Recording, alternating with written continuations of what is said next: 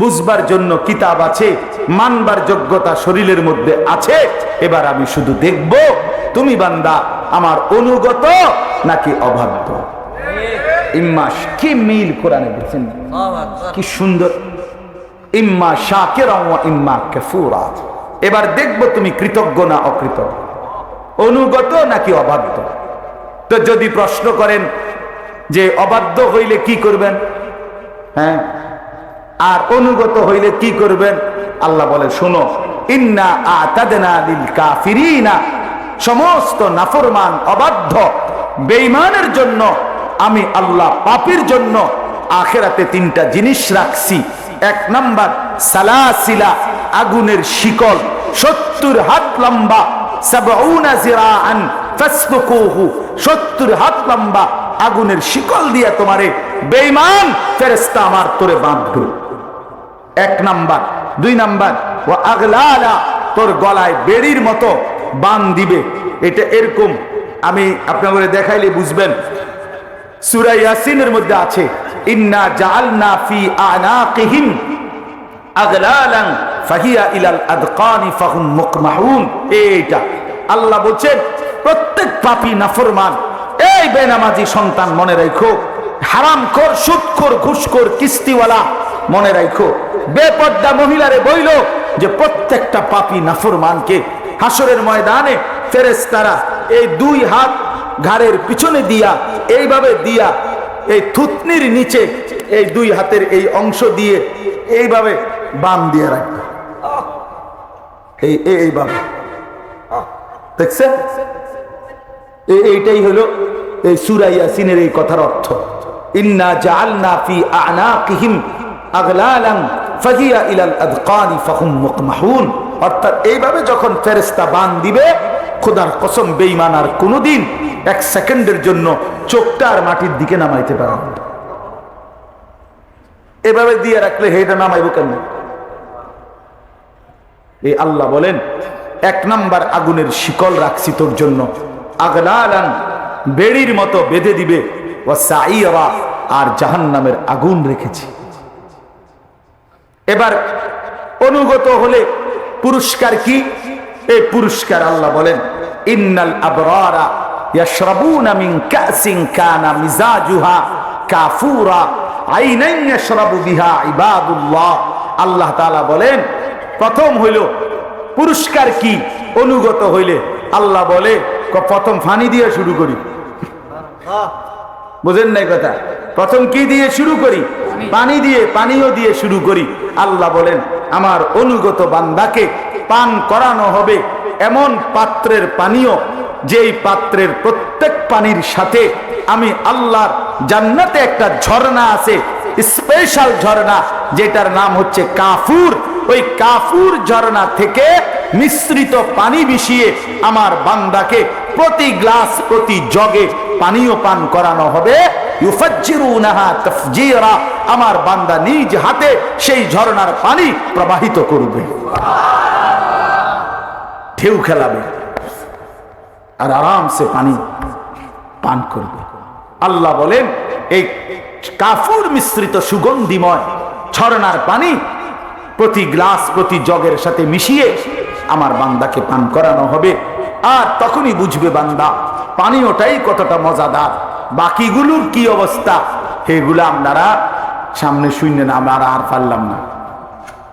আমি 6টা আয়াতে পড়ছি, সামনে আরো আছে, আপনি আরো শুনেন, আপনাদের এলাকার ওলামায়ে কেরাম থেকে শুনে নিয়েন।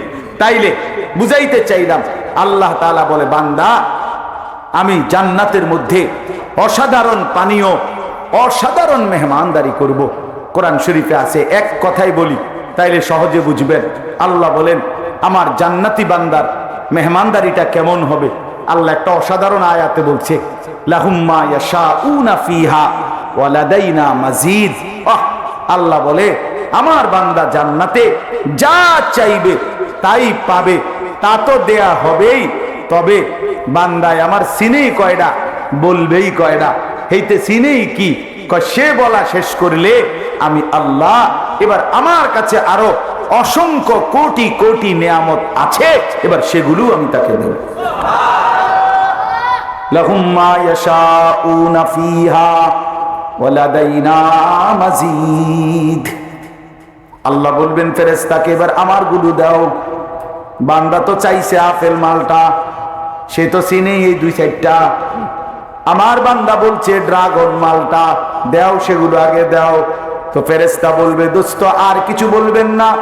জান্নাতি বলবে ভাই সাহেব আমি এর চেয়ে বেশি কিছু জানি না। হ্যাঁ, এক সাহাবী তারিখের মধ্যে আছে, এক যুদ্ধের ময়দানে শাহজাদি, ওই সম্রাটের মেয়ে খ্রিস্টান, উনি গনিমতের মাল হিসাবে ওনার বন্টনে পাইছে। তো শাহজাদির বোনেরা ভাইয়েরা ওনার কাছে কিনতে চাইছে এই সাহাবীর কাছ থেকে, যে আমাদের বোনকে আমরা, তোমার সর্বোচ্চ দাম তুমি বলো, ওই মূল্য তোমারে দিয়ে আমাদের বোনকে আমরা কিনে নিব। তখন তিনি বলছেন আমারে 100 দিরহাম দাও। তখন 100 দিরহাম তারা দিয়ে বোনকে নিয়ে গেছে।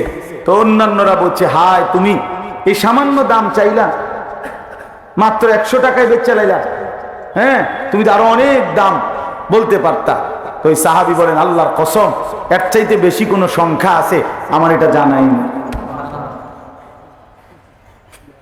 সাহাবায়ে কেরাম এতটা সাদা সিধে দুনিয়া কাটাইছেন, এতটা সাদা সিধে। তো এই জন্য বললাম আল্লাহ তাআলা বলেন বান্দা যা চাইবে তা তো দেবই, আমি আল্লাহ নিজের থেকে অগণিত দেব। এই জন্য প্রিয় ভাই, রাত গভীরে এই আজকে আমার এতটুকুই কথা। আমরা প্রত্যেকে ইনশাআল্লাহ নিজের জীবনের কদর করি। আল্লাহ তাআলা আমাদের শরীরে আল্লাহকে মানার যোগ্যতা দিয়েছেন। ফজরের নামাজ পড়ার যোগ্যতা আমাদের শরীরে আছে তো ভাই?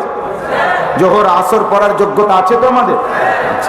হালাল হারাম জায়েজ না জায়েজ একটা বিষয় আল্লাহ জুলুম করে নাই। ইন্নাল্লাহা লা ইয়াজলিমু মিসকালা যাররা, এক বিন্দু জুলুম আল্লাহ করে না। অতএব দয়া করে আমি অনুরোধ করিলাম, আমার বাবা আপনারা যারা আছেন, মাঝ বয়সী বাবা, হায়াতের শেষ সময়টা কাজে লাগান। নিজেদের স্ত্রী কন্যাদেরকে বলেন দিন মানতে। নওজোয়ান ছেলে তোমাদের কাছে আবারও বলছি ভাই, মোবাইলের এই নেশা, নারীর নেশা, মদের নেশা, জুয়ার নেশা ছেড়ে দাও বাপ। দেখবা দুনিয়াটাও অনেক সুন্দর হবে, আখিরাতটাও অনেক সুন্দর হবে। আল্লাহ তাআলা 10 দিন ব্যাপী এই তাফসীরুল কোরআন মাহফিলকে কবুল করে নেন। যত উলামায়ে কেরাম যত নসিহত করেছেন করবেন, আল্লাহ তাআলা সকলের কথায় সকল মানুষকে, আল্লাহর বান্দাদেরকে আমল করার তৌফিক দান করেন। আমার উস্তাদে মুহতারাম আল্লামা হযরত মাওলানা মুফতি আসগর হুসাইন সাহেব দামাত বারাকাতুহুমুল আলিয়া, আল্লাহ তাআলা হযরতকে হায়াতে তৈয়বা আফিয়া দান করেন। আমার মাদ্রাসা দারুল আরকাম, আমি তো ছোটবেলায় এই মাদ্রাসারই ছাত্র। হুজুর আমারে ওই মাদ্রাসায় হুজুরেই প্রথম আমারে আনছেন। তা আমার সেই মাদ্রাসা আল্লাহ তাআলা কবুল করেন। যত উস্তাদ আসাতেজাদের কাছে পড়ছি, আল্লাহ তাআলা সকলকে উত্তম বিনিময় দান করেন। আপনাদের জন্য আমি দোয়া করি, আপনারা আমার জন্য দোয়া করবেন।